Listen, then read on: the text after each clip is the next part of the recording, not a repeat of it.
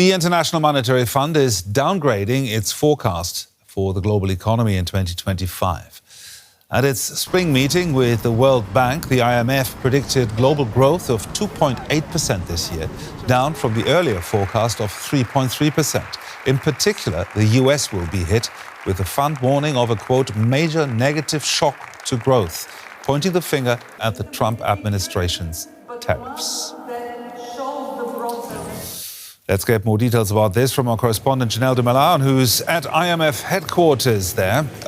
Janelle, just how many shades of gloominess are there in this report, and which ones are we going to get? Many shades of gloominess indeed coming from here, Gerhard, and the IMF indeed telegraphing to us that things are going to be hard across the board. Now, I actually heard that in the last weeks, just because of the unpredictability of Trump's implementation of his trade war, that this report actually had to be revised quite a few times just because things kept changing on the ground. And in the end, the IMF actually had to build a few tariff-related scenarios in order to make their forecasts. But the message of this report is unmistakable. The world economy is in for a ride. This report cites policy uncertainty, the continuing unpredictability of the trade war, the prospect of further financial instability, and the threat of social unrest. Now, they said, of course, that while everybody stands to be negatively affected by the trade war, your mileage may vary. So if you're in the US, you will see your economy experience a supply shock. If you're in China, then what you're going to be seeing is more of a demand shock.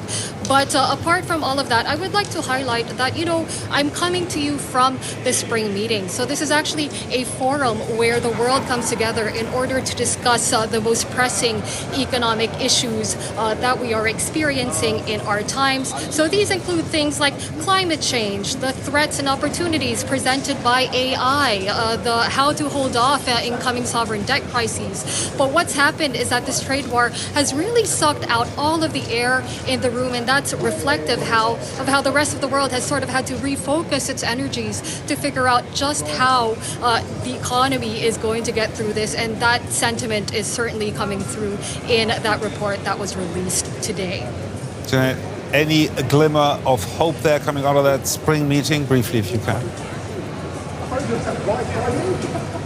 I mean, it's a small one, but one glimmer of hope seems to be that while there are a slew of downgrades across the board, the IMF is not expecting a recession. They're also saying that some countries may be able to benefit from trade diversion as countries look for new markets or new producers. However, that doesn't detract from the overall picture. Long term, however, they're thinking that perhaps this could be an opportunity for countries to clean house and potentially work harder to promote more trade certainty with one another. For now, however, few silver linings can be found. Janelle Dumalaon there. Thank you very much, Janelle. All right, let's go now to Petya Koeva Brooks. She's the Deputy Director of the Research Department at the IMF in Washington. It's good to have you with us. So let's talk about the Trump tariffs for a moment. How serious, maybe if you could flesh it out for us, how serious is the impact of these tariffs going to be on the global economy? Well, we have downgraded our forecasts, as you mentioned, and there are two negative shocks that have hit the global economy. One is the level of new tariffs that basically have brought the effective tariff rate to levels that we had not seen for over a century. And then, of course, there is the policy uncertainty that has also become very high. So the combination of those two things have resulted in those downgrades that we've seen for most countries in the world. So what we're dealing with, it sounds like, is a one in a century event. If this trade disruption continues, what should countries do to minimize the impact? Well, our main message is that what would be very helpful at this point is to have a stable and predictable trading system. And so for countries to work together in order to achieve that would be the most beneficial thing for the global economy. Mm-hmm. If the President, Donald Trump, if he were to reduce all of those tariffs and make them no more, do you predict any long-term problems for growth because of the disruption that's already taken place? Well, even before the tariffs were put in place or the uncertainty increased, we were already talking about global growth in the medium term, which was mediocre at best.